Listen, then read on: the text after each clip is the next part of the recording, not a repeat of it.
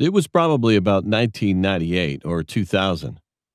I was 9 years old at the time, and there were a lot of cases of human trafficking using the pelagic fishing boat. Kind of like that. It was probably early summer, a rainy day. Being a young child, I wanted to play outside because I especially prefer rainy days. But I didn't have any friends to hang out with that day. I think my parents were out somewhere then. So I thoughtlessly grabbed an umbrella and went out alone, wearing slippers. I used to live in a poor village, and it was located on a pretty high-level hillside. Anyway, I was playing by myself, digging a pit and watching the water pool in the playground. Now, suddenly, a middle-aged lady of my mom's age approached me. She came up to me and said, "I'm sorry, kid, but can I borrow your umbrella for a moment? It'll only take a minute." "Yes, ma'am." There was a place like a cabin in the playground to avoid the rain. So I was sitting there waiting for the lady, but she didn't come back for quite a while. Then I saw a blue truck approaching. I took a closer look and I found that she was in the truck. She called me. "Your umbrella is behind the truck's trunk, and you see, I hurt my leg. So can you come get your umbrella by yourself, dear?" When I looked behind the truck, I could see the end of the umbrella rising up so that I could grab it easily. Come to think about it now, the whole thing was totally artificial. However, I was too young to think of it back then. I was going to the back side of the truck without thinking to grab the end of the umbrella and try to pull it out. But suddenly the driver got out. I thought he was trying to help me, but he grabbed me and forced me into the car. Then he put his hand on my mouth and said like this, "Hey, son, you're not sick, are you? Or do you have any disability?" Confused, I just nodded slowly. "Okay, you'll be fine." Well, that dude was a real bee.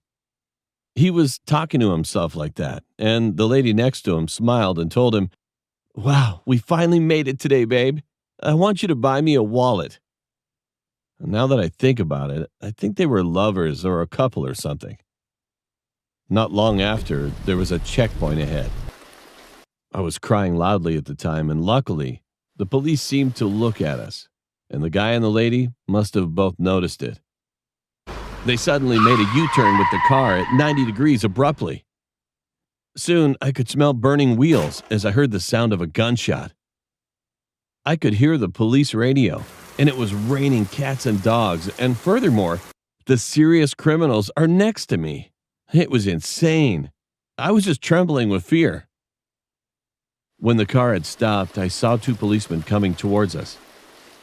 I was looking through the side mirror, and the man in the driver's seat suddenly got out and stabbed a cop with a knife. Then another cop next to him pulled out a gun and shot him in both thighs. Suddenly, the siren sounded so loud that my ears were about to rip. The lady sitting next to me was scared and couldn't say anything, just shivering. I ended up being released safely. It's been a long time since then, so I couldn't find any info about it. But I remember that my parents had interviews with some of the newspaper publishing companies. It turned out that both the man and the woman were from another country. They lived here for a long time, and they tried to escape through the smuggling route to somewhere else. And there were more than 4 people killed by them. I don't know about the man after that, but I heard that the woman ended up committing suicide later. One night after I heard that she was dead, I met her in my dream. She was just smiling without saying anything. And when I finally woke up from my dream, I got goosebumps. The 2 cops who saved me got a special promotion by reason of the civil protection. You like that? Besides, I found another thing.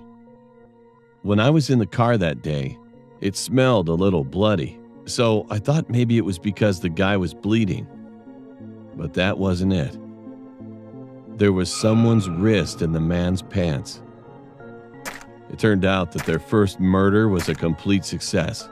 The man felt like things were going to be fine if he kept the body's wrist, so he cut it and carried it around with him, despite the rotten smell and bloody stench. I guess humans can do everything when there's an extreme situation. Also, this is what the experts say. Psychologically, people think a lot and get depressed on rainy days, so the crime rate is normally higher than on clear days. So I really want everyone to be careful on rainy days, especially when you guys are alone.